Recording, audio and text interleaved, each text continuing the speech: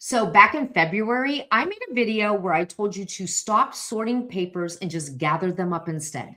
And thousands of you watched that video, and many of you told me it was the first time someone gave you permission to stop trying to organize every single piece of paper before you could move forward.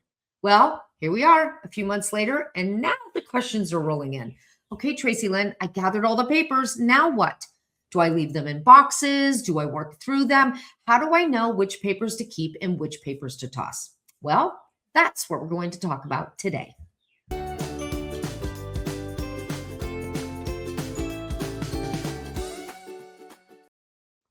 Hey there, my name's Tracy Lynn, and I teach midlife women and men how to right-size their homes so they fit the lives they're living today.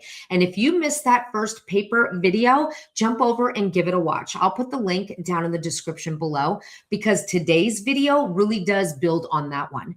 Now, really quick, this video is going to be a little bit long, but you don't have to watch me. You can just listen to me. So if you're cleaning the house or working out in the yard, put your headphones on and just listen to me jibber jabber for the next 15 minutes. Now, before we dive in, I do want to tell you something I think is really important.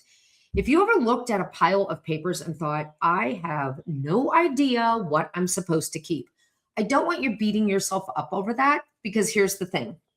It's crazy to me how we're just supposed to know this stuff, right?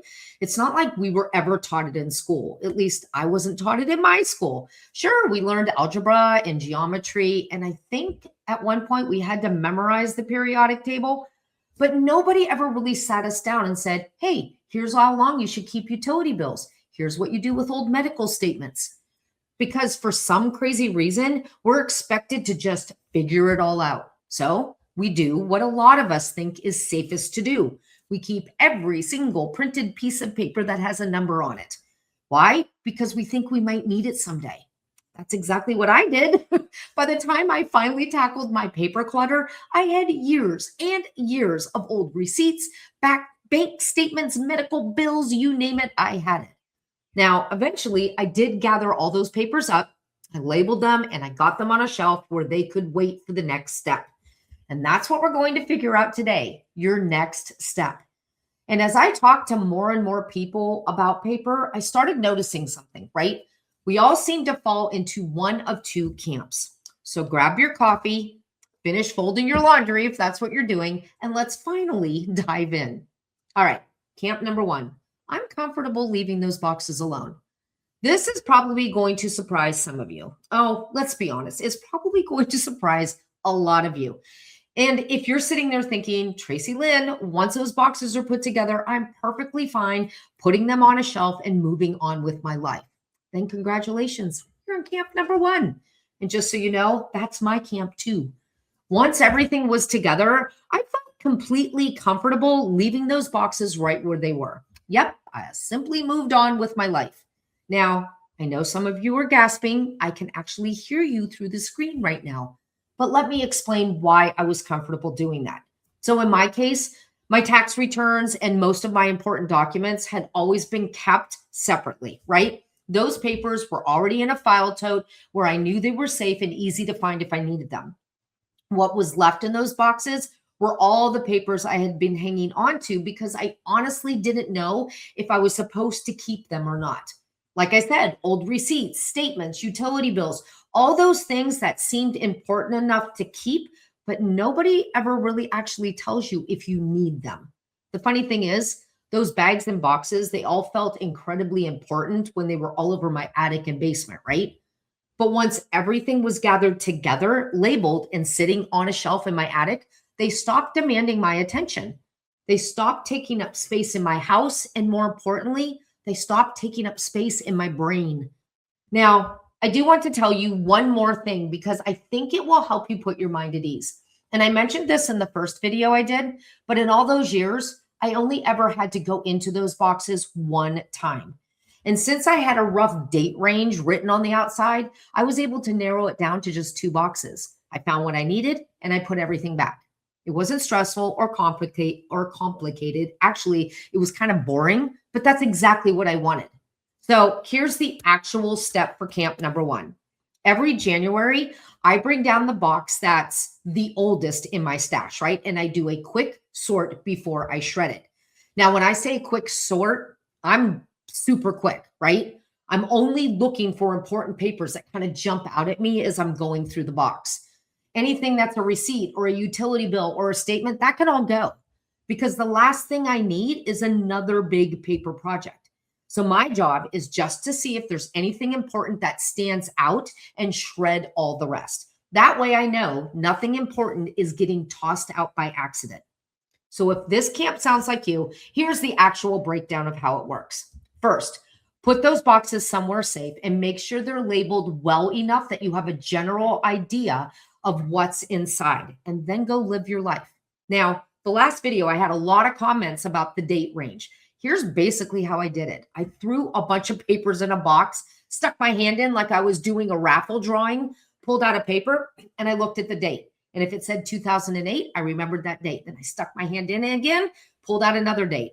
2010, remembered that date. Did it one more time, pulled out another one, 2011. Okay, that's my range. 2008 to 2011. Wrote it on the box and moved on to the next one.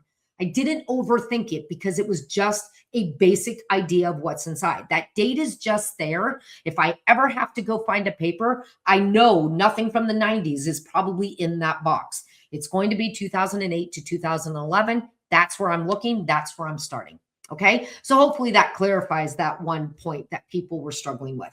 Now, having that date just gives you a better chance of finding what you need in that box. Now, at the start of each year, just go find the oldest box, sit down in your family room, look through it for anything important, shred what isn't, keep what is, and move on.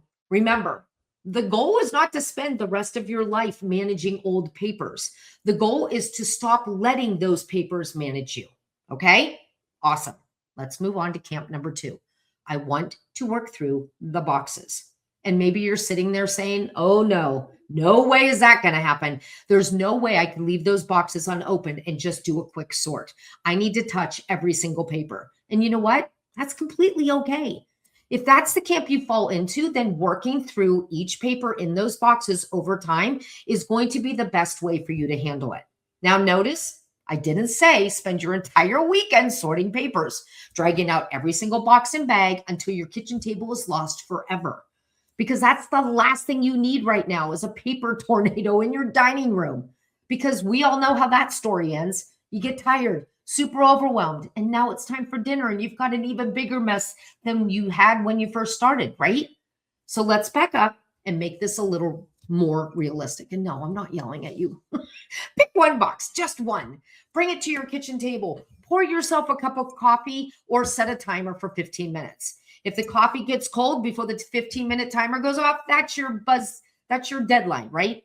Get done as much as you can in that time. And sure, you may only get halfway through that box. Guess what? Who cares? Put the lid back on and finish it another day. Remember, those papers have already been sitting there for years. They're not suddenly going to become an emergency because you didn't finish the box in an afternoon. The important thing is, every time you open the box, you're making progress, even if it's little by little. That's how bigger paper projects actually get finished. Now, if you're wondering how to make this fit into real life, here's an idea. Set a goal of working through one box a month, just one, no more. Then after 12 months, you will have worked through 12 boxes of paper from your paper stash. Keep it realistic, keep it slow, keep it intentional, because that's how you make steady progress without getting burnt out. Now, no matter which camp you fall into, I do think there's a question most of us are going to have to wrestle with at some point. How do I know what's actually important? And I'm so glad you asked, because I struggled with that decision myself. But before we get into it, I need to share some legal jargon. Let me just grab my professional announcer voice and read what I have written on the screen.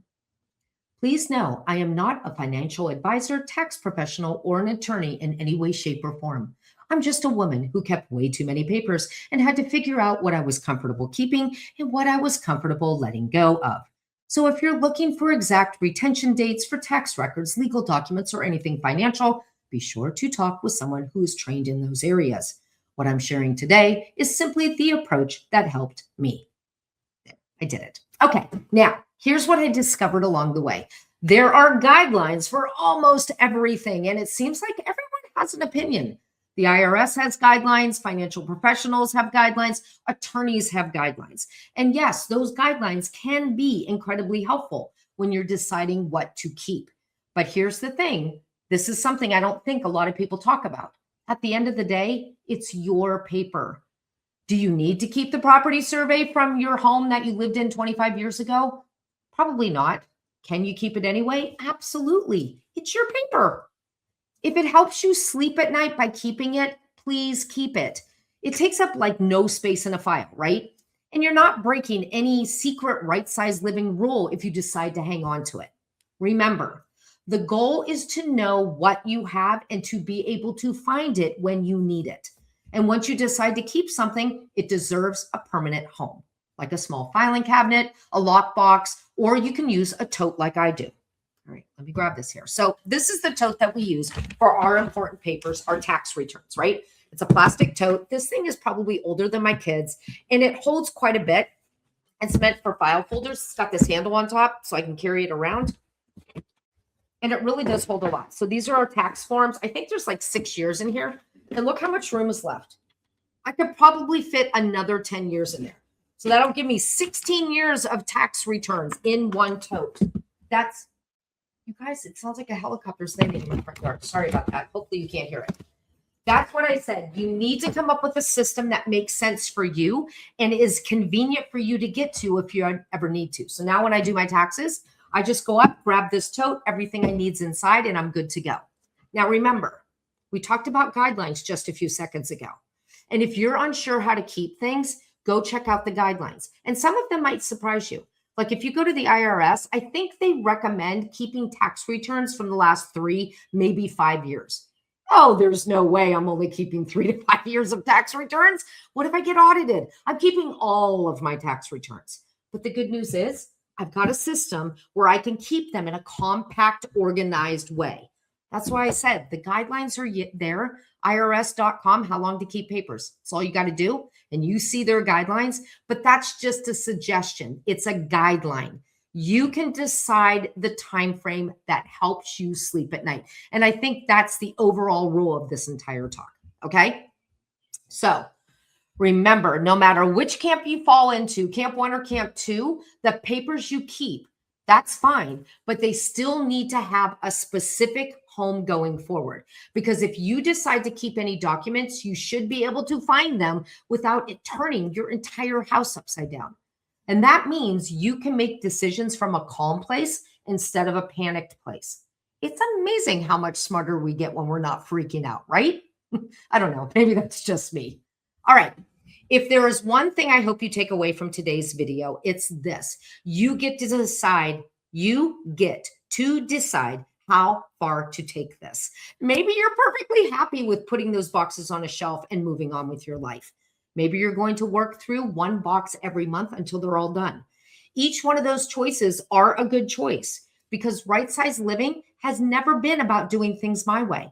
If it was, I would have called it Tracy Lynn-sized living.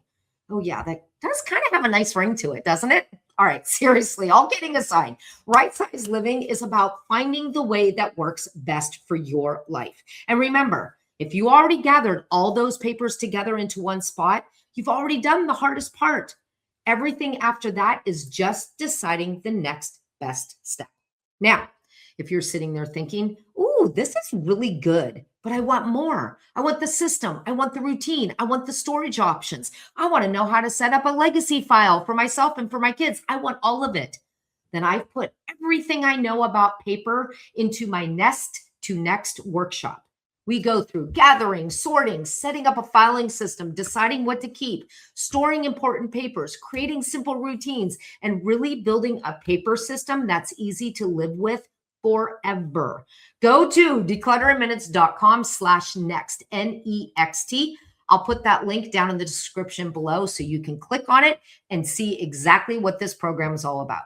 Okay, that's all I have for you today. Please give this video a thumbs up so that it can help my channel grow. And I will talk to you soon and I'll see you next time. Take care. Bye.